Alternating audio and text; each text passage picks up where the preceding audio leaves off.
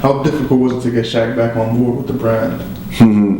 Well, Shaq is a great friend of mine, man, and I remember, Shaq used to send me whips, low riders. You know, I used to do beats for him. You know, me and Shaq's friendship been for a long time, even though it's not as close as it should be, but I'm there for him, he's there for me. And, you know, they was having a little bit of difficulty, you know, getting everything through, and I made a phone call as a friend and gave him a different example of what the idea was. And, you know, the idea is reintroducing, you know, an icon, classic hero to the people in a fashion iconic way, was something that, you know, would bring him back a blueprint that he set, even though he's not on the basketball court like that no more. You know what I'm saying? But to let him know that this culture deserves to have that experience as well, and it's you know, and it's actually cool for his cool factor, and we're gonna do a lot of great visual things, and, you know, however he want to do it, because he's creative himself. Because Shaq went off in a... He got another sneaker. He got like some whole other sneaker. But for a long time though, because he left Reebok and kind of had sort of like more of like a Payless kind of sneaker thing going for a while. So it seemed like he didn't... Was that? He's killing him with that shit. Oh really? Killing him. Like financially, you mean? Like making money, killing him. Because there was no middleman, essentially. It was like his shit. The shit is cheap, so it's just like that's why all these fashion brands are going to H&M, Versace for H&M, this for H&M, because that's what moved the mass units. You know what I'm saying? You know, versus a Versace store where that same jacket with a takedown, one is $1,500 and the other one is $300. Right. You're gonna go because the logo's there, it's about the name, you're gonna swag out, and it's gonna sell out. And they're able to justify selling more units without being tacky. Well, what are some things we could expect from the Shaqnosis and the Shaq Attaq?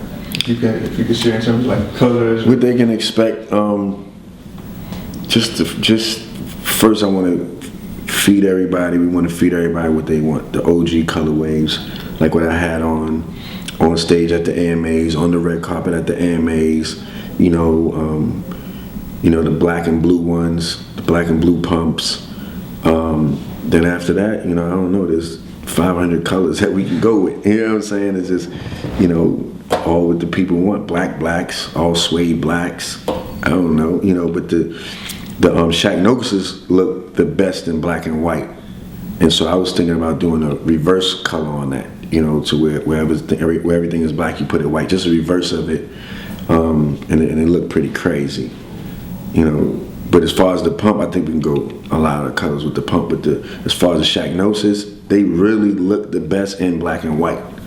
Like they pop, like they almost make you dizzy in black and white. Didn't they have the pumps with like the actual pump thing? Remember like they had the pump? Yeah, the actual the tube and everything. Tube. I don't know if I'm taking it that guy. It's like you gotta bring those back. Walking around with tool kits and shit to pump up your sneakers. That's when people actually thought the pump made you run and jump faster. That's when they start carrying. Yes. So those ain't coming back. Well, I mean, if the people want it, you know, this is all with the, you know, this stuff is all for the people, man. Like, if that's what the people want, then hell, we're gonna be manufacturing some tubes and pumps. Can we get like an expected release date for both sneakers? Super soon. You know, Shaq just finished completing the deal that I heard of.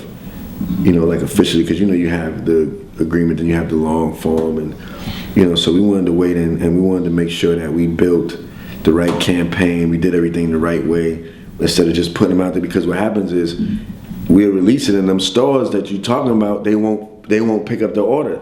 So we gotta sizzle, you know what I'm saying? We gotta let them know, put the fire in their ass, like, yo, this is what the people want for real. And how I do that is through you guys, and you know, I pull in all those numbers. I said, look, this joint got 20 million impressions. So I'm able to show these in the meetings and you know, able to show all the analytics of what's going on, because they're not even in tune to all of this stuff. And that's how I get away with a lot of stuff, is because I break down the physical analytics of everything. I said, well, listen, this is the customer here, that's the customer there, bang, bang, bang. And you know, even classic stores that we've been opening up, they've been very successful, and you know, but it all comes from showing people, decide that they can't touch and feel because. So Reebok has their own classic stores now there. Yeah. Is that a new thing or? Yeah, it's a new thing. It's a new thing. Classic stores, pop-up stores, different that, and they just been like selling out crazy. And I'm thinking about doing one in New York called the Cool Shop, where it's like this shit here that's in my office, but we got all of the classics in there, all the retros. But you could buy a great art book in there. You can buy some great prints if you want. Just an all-around shop that people can have access to the stuff that they see. They actually have a destination to get it. Online component and the store component. So I would have had it. It would have been up already, but I focused my mind more on bringing back the business and instead of getting sidetracked.